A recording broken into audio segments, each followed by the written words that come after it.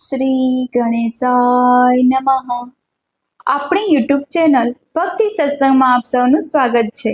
આજે આ વિડીયોમાં આપણે સાંભળવાના છીએ તારીખ 17 મે 2026 થી લઈને તારીખ 15 જૂન 2026 સુધી ચાલતા પુરુષોત્તમ માસ વિશે.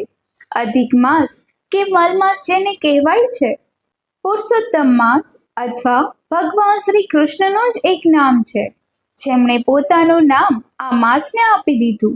જે અધિક માસ હતો એટલા માટે આ માસને પુરુષોત્તમ માસ કહેવાય છે. અને આ માસમાં કરેલ સ્નાન દાન જાપનો મહિમા ઘણો છે. સાથે જ આ માસમાં જે વ્રત તહેવાર આવે છે તેનો મહિમા પણ અલગ જ છે.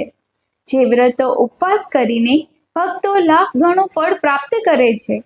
એવા પુરુષોત્તમ માસના મહાત્મ્ય વિશે તથા વ્રત તહેવારની જાણકારી માટે આપણે આ વિડીયોમાં માહિતી પ્રાપ્ત કરીશું. પુરુષોત્તમ પ્રભુએ કહ્યું છે કે જે મનુષ્ય વિધિ અનુસાર આદરથી પુરુષોત્તમ માસનું સેવન કરે છે તે પોતાના કુળનો ઉદ્ધાર અવશ્ય કરી શકે છે, મને જ પ્રાપ્ત કરે છે. એ મનુષ્ય મારી પાસે આવ્યા પછી જન્મ મરણના ભયમાંથી મુક્તિ પ્રાપ્ત કરે છે. આદિ વ્યાધિ તથા ઘટપણથી ઘેરાયેલા સંસારને ફરી કદી પામતો નથી. જે ભાગ્યશાળી સ્ત્રીઓ સંતાન સુખ અને સૌભાગ્ય માટે પુરુષોત્તમ ભગવાનનો આ માસમાં સ્નાન દાન જપ પૂજન કરે છે, તેઓને હું સ્વયં અર્થાત ભગવાન કૃષ્ણ પુરુષોત્તમ સૌભાગ્ય સંપત્તિ સુખ તથા સંતાન આપનાર થાય છે, એવું પ્રભુનું વચન છે. પુરુષોત્તમ માસ કે અધિક માસ 3 વર્ષે આવે છે. સૂર્ય એક સૌર વર્ષ 365 દિવસનો હોય છે, જ્યારે ચંદ્ર મહિનો 1 વર્ષ 354 દિવસનો હોય છે. અને આમ 3 વર્ષે 30 દિવસ અલગથી નીકળે છે. જે 30 દિવસનો મહિનો જ્યારે પણ આવે એટલે કે 12 માસ પ્રમાણે જ્યારે પણ એ 30 દિવસનો મહિનો આવે ત્યારે અધિક માસ કે પુરુષોત્તમ માસ આવે છે. આ વર્ષે અધિક માસ 2 જ્યેષ્ઠ માસમાં આવે છે. એટલે કે પહેલો જ્યેષ્ઠ છે તે અધિક જ્યેષ્ઠ ગણાશે અને બીજો જ્યેષ્ઠ માસ નિજ જ્યેષ્ઠ ગણાશે. માટે તારીખ 17 મે 2026 થી લઈને તારીખ 15 જૂન 2026 સુધી જે અધિક જ્યેષ્ઠ માસ આવે છે ત્યારે પુરુષોત્તમ માસ ઉજવવાનો રહેશે. હિન્દુ પંચાંગ અનુસાર અધિક માસ મલ માસ કે પુરુષોત્તમ માસ જેને કહેવાય છે તે આધ્યાત્મિક સાધના માટે ઉત્તમ છે, પૂજા પાઠ માટે ઉત્તમ છે, ભગવાનની ભક્તિ માટે સમર્પિત મનાય છે. આ અવધિમાં સ્નાન દાન યજ્ઞ હવન તપ જેવા ધાર્મિક કાર્યો વિશેષ ફળ પ્રાપ્ત કરાવે છે. માન્યતા છે કે ભગવાન વિષ્ણુની વિશેષ કૃપા પ્રાપ્ત કરવા માટે આ માસ આવે છે. આ માસમાં વિવાહ મુંડન ગ્રહ પ્રવેશ તથા અન્ય માંગલિક કાર્યો લૌકિક કાર્ય વર્જિત મનાય છે. આ માસમાં શુભ કાર્યો વર્જિત હોય માટે માત્ર ભગવાનની ભક્તિ કરવી ઉત્તમ મનાય છે. વિષ્ણુ ભગવાનને અથવા ભગવાન શ્રી કૃષ્ણને સમર્પિત આ માસ ગણાય છે. એટલા માટે આ માસને પુરુષોત્તમ માસ કહેવાય છે. હિન્દુ પંચાંગ અનુસાર આ માસ એક એવો વિશેષ સમય છે જેમાં કોઈ પણ સ્થાયી અધિપતિ દેવતા ન હતા, જેને કારણે પહેલા દેવ પૂજન કે માંગલિક કાર્યો થતા નહીં. ત્યાજીય માસ તરીકે આ માસ ઓળખાતો હતો. માન્યતા અનુસાર જ્યારે આ માસની ઉપેક્ષા થવા માંડી, અશુભ ગણીને તેને જાકારો બધા માસ આપવા માંડ્યા, ત્યારે તે માસ પીડાતો ભગવાન વિષ્ણુ પાસે ગયો અને ત્યારે તેણે પ્રભુને પ્રાર્થના કરી કે હે પ્રભુ, મુજ અનાથો પર કૃપા કરો, કારણ કે આપ અનાથોના નાથ છો. આપ મને સંરક્ષણ પ્રદાન કરો, આપ મારી રક્ષા કરો. ત્યારથી જ ભગવાન શ્રી હરિનારાયણ કે જે ભક્ત વત્સલ તરીકે ઓળખાય છે તેઓએ આ અધિક માસને પુરુષોત્તમ માસ તરીકે ઘોષિત કર્યું, પોતાનું જ એક નામ આપી દીધું. ત્યારથી આ માસ પુરુષોત્તમ માસ કહેવાનો. ભગવાન વિષ્ણુના આશીર્વાદ પ્રાપ્ત કરીને તે ભક્તિભાવથી તરબોળ થયો. જપ તપ દાન ભક્તિ કરતા આ માસ વધુ પુષ્ટ થયો. આ માસની તુલનામાં અન્ય માસ પણ નબળા પડવા લાગ્યા. અધિક ગુણવાન અને અધિક પુણ્યશાળી માસ ગણાતા 3 વર્ષે અધિક માસ આવતો. ભગવાનની દિવ્ય કૃપાથી તરબોળ આ માસ અત્યંત પવિત્ર અને ફળદાયી મનાય છે. આધ્યાત્મિક ઉન્નતિમાં વિશેષ લાભ આપે છે. આ અધિક માસમાં આપણે શું કરવું શું ન કરવું તે જાણી લઈએ. હિન્દુ ધર્મ અનુસાર અધિક માસ અત્યંત પવિત્ર આધ્યાત્મિક સાધના માટે ઉત્તમ હોય માટે આ માસમાં ધાર્મિક કાર્ય કરવા શુભ મનાય છે. માન્યતા છે કે આ માસમાં કોઈ સંકલ્પ ન લેવો જોઈએ. વધુ મોટા કાર્ય માટે કોઈ માનતા પણ કરાતી નથી. આ માસમાં ભક્તિ અને સાધનાના શુભ ફળ આપનાર છે. શ્રીમદ ભગવદ્ કથા, ગીતાજીનો પાઠ, વિષ્ણુ પુરાણનો પાઠ, રામાયણનો પાઠ છે. મંત્ર જાપ કરવો જોઈએ, સાંભળવો જોઈએ, જેને આપણી ચેનલ ઉપર દરરોજ વિડીયો મૂકવામાં આવશે. જેથી ચેનલને લાઈક કરજો, સબસ્ક્રાઈબ કરજો, જેથી ભક્તિ આરાધનાના નવા વિડીયો આપ સુધી તુરંત પહોંચી શકે. વિષ્ણુ સહસ્ત્ર નામ પાઠ પણ કરી શકાય છે, સાંભળી શકાય છે. મંદિરો, નદી, તળાવ કે સરોવરના કિનારે તથા વૃક્ષ નીચે દીપદાન કરાય છે. તુલસી પૂજન થાય છે. પીપળાના વૃક્ષની પૂજા પણ થાય છે. ગૌ સેવા થાય છે. પશુ પક્ષીની સેવા થાય છે. જરૂરિયાતમંદને દાન પુણ્ય કરવાથી 1 લાખ ગણું ફળ પ્રાપ્ત થાય છે. આ કાર્યો એવા છે કે જે પુરુષોત્તમ માસમાં ખાસ કરાય છે. ભગવાન વિષ્ણુની વિશેષ કૃપા પ્રાપ્ત થાય છે. જીવનમાં સકારાત્મક ઉર્જાનો સંચાર થાય છે. આ અધિક માસમાં આખો માસ ભક્તો વ્રત ઉપવાસ કરે છે. જો કે આખો માસ વ્રત ઉપવાસ ન થાય તો છેલ્લા 5 દિવસ છે, પંચરાત્રિ વ્રત છે, 11થી લઈને 5 દિવસનું વ્રત છે તે પણ કરી શકાય છે. અમાવસ્યાનું વ્રત પણ કરી શકાય છે. આ માસ કે જે પુણ્ય આપનાર હોય, આ માસમાં સ્નાનના પણ ઘણા નિયમ છે. જેમ કે આમળા, જવ, તલ આદિના મિશ્રણથી સ્નાન કરવું. ઉપટન બનાવીને સ્નાન કરવું જોઈએ, તે ઉત્તમ મનાય છે, સ્વાસ્થ્યવર્ધક ગણાય છે.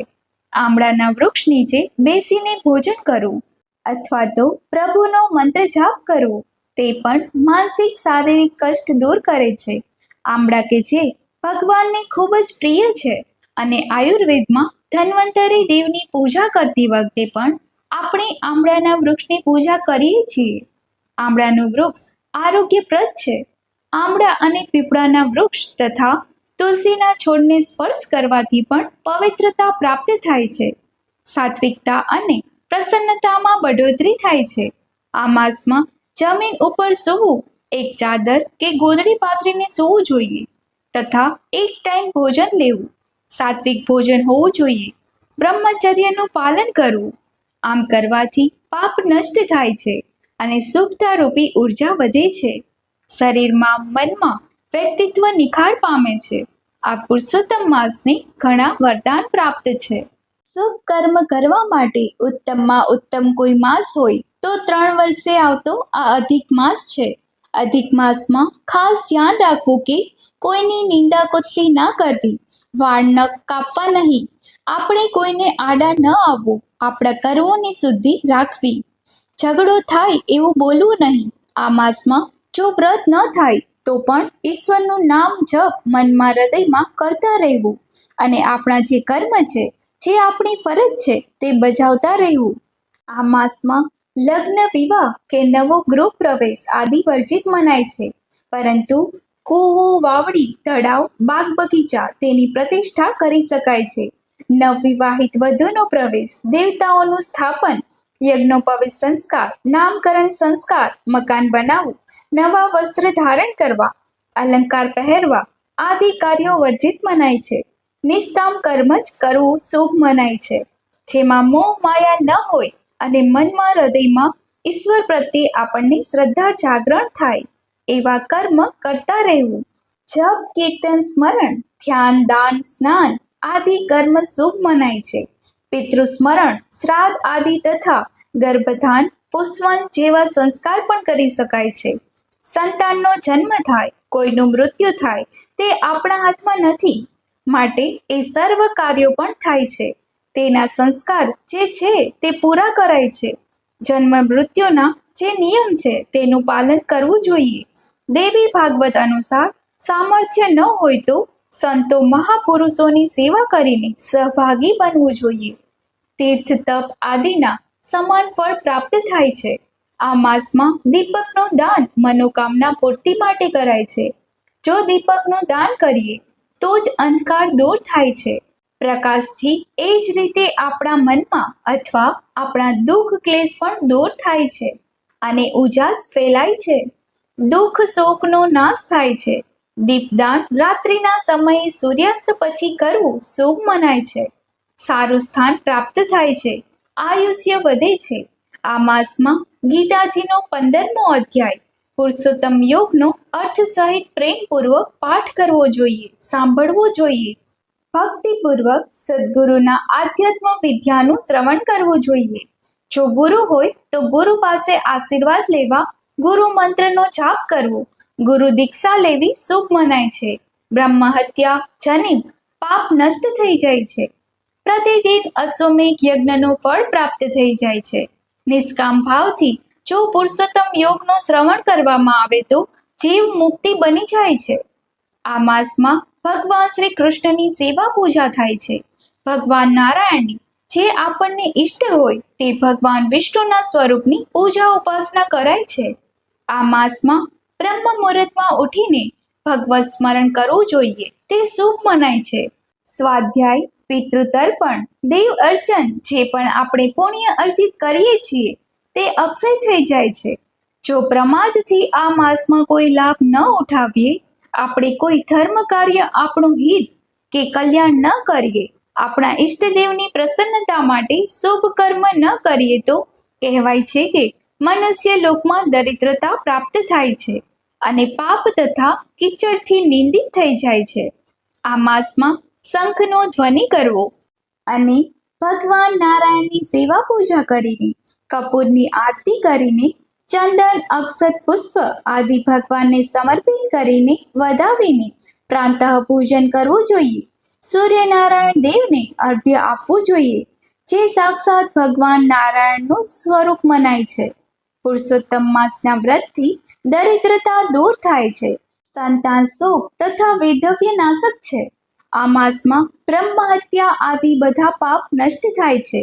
જો ભગવાનની સેવા પૂજા કરવામાં આવે તો એવું કહેવાય છે કે પુરુષોત્તમ માસના આગમન થતાં જ જે વ્યક્તિ શ્રદ્ધા ભક્તિ સાથે વ્રત કરે છે, ઉપવાસ કરે છે, ભગવાન નારાયણની, ભગવાન શ્રી કૃષ્ણની તે શુભ કર્મ કરીને નિસંદેહ મનુષ્ય પોતે સમસ્ત પરિવાર સાથે ગોલોક ધામને પ્રાપ્ત કરે છે.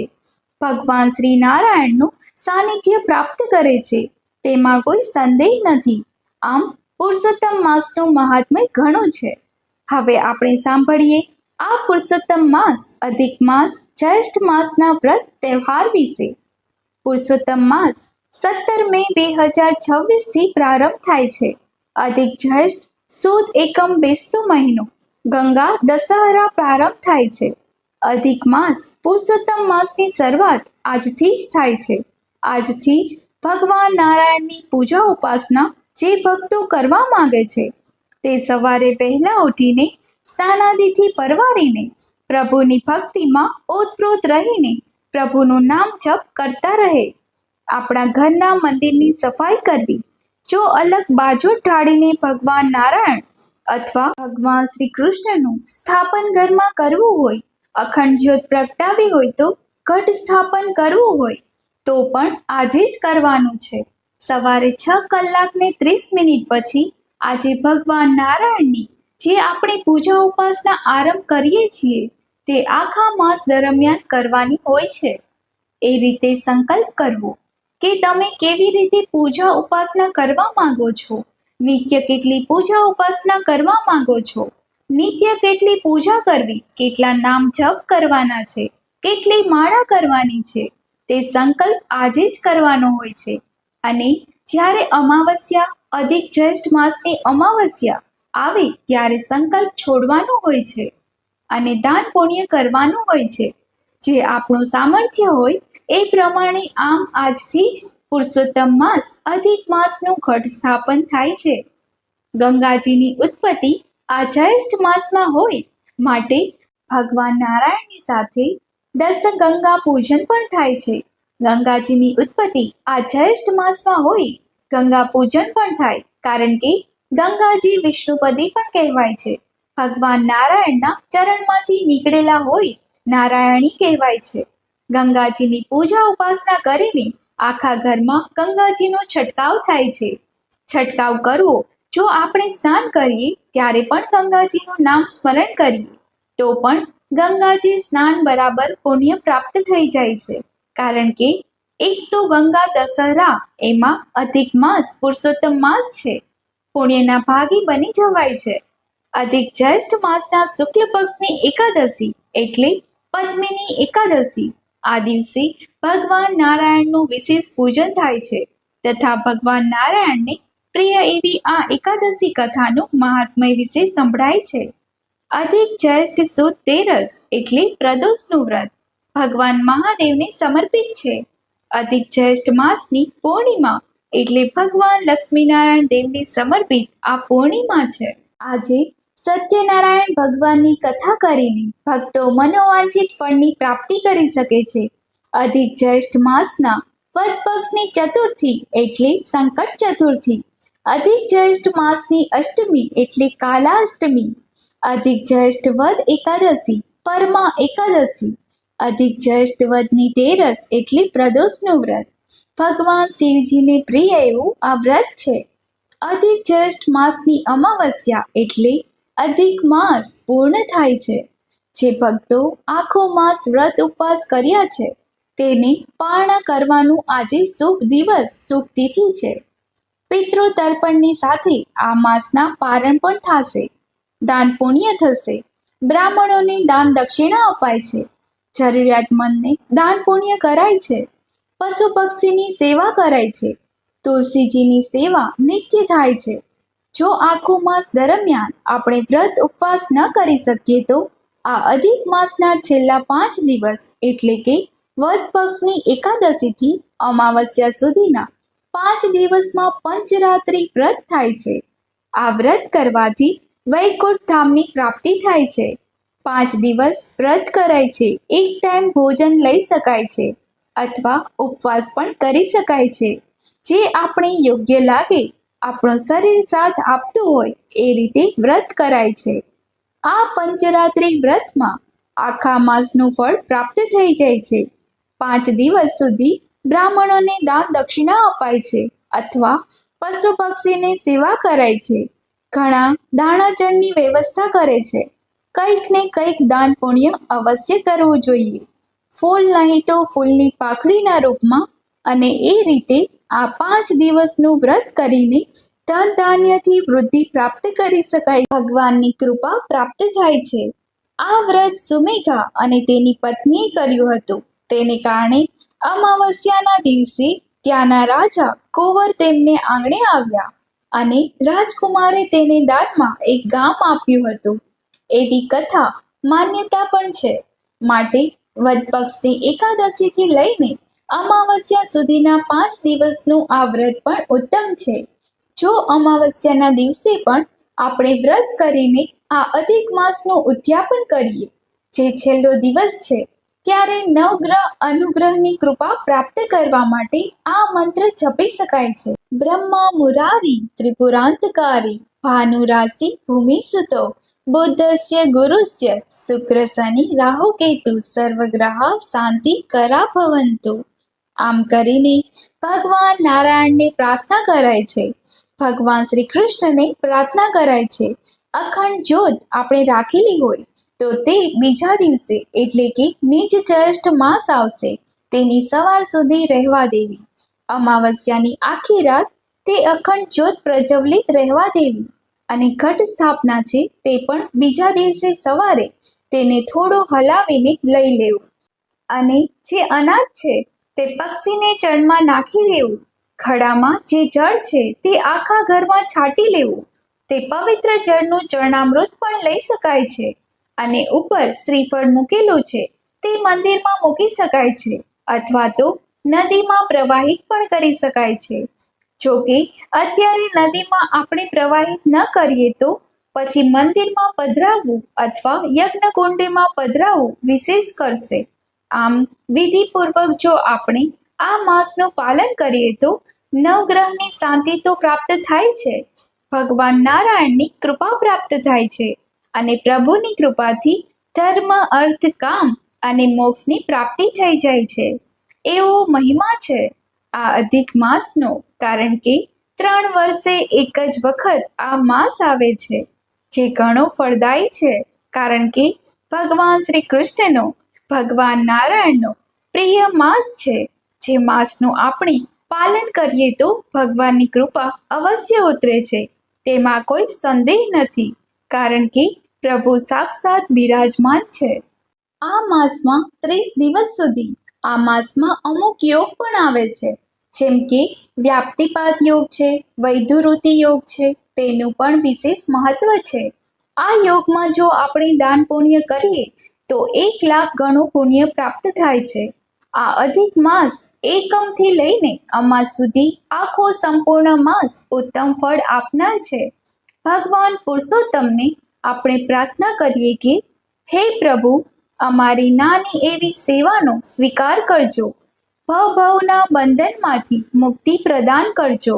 હે પ્રભુ, આપ અનાથોના નાથ છો, માટે ભક્ત વત્સલ થઈને આપ અમારી ઉપર કૃપા કરજો. આપ આપના ગુણને અનુસરજો, કારણ કે મનુષ્ય માત્ર ભૂલને પાત્ર. અમે તો આપના હાથના રમકડા છીએ. હે પ્રભુ, આપ અમારી ઉપર સદૈવ કૃપા દ્રષ્ટિ રાખજો. બોલો પુરુષોત્તમ ભગવાનની જય. આપ સર્વને પુરુષોત્તમ માસની શુભકામના, મંગલ કામના. જય માતાજી, જય શ્રી કૃષ્ણ.